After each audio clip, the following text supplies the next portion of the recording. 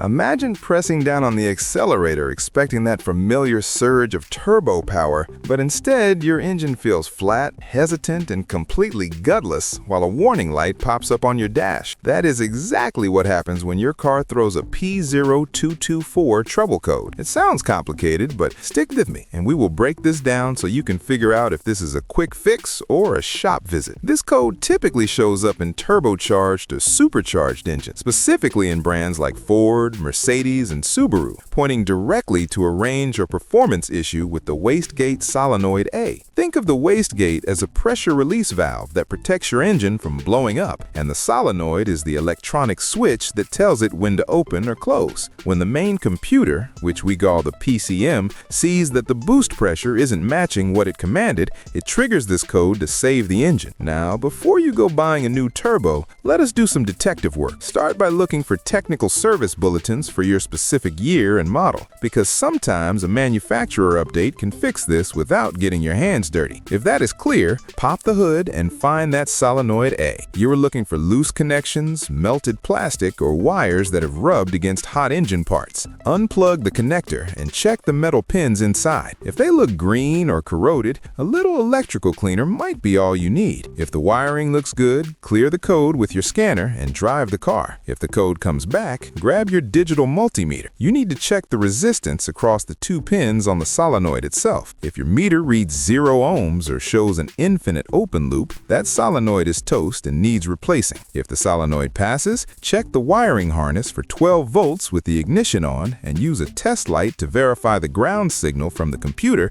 while using a scan tool to activate the solenoid. Also, do not forget the simple stuff. Trace the vacuum lines connected to the solenoid. A 10-cent crack in a rubber hose can cause this entire headache by leaking vacuum pressure. If you have power, ground, and good vacuum, but the code persists, replacing the solenoid is your best bet before suspecting the computer itself.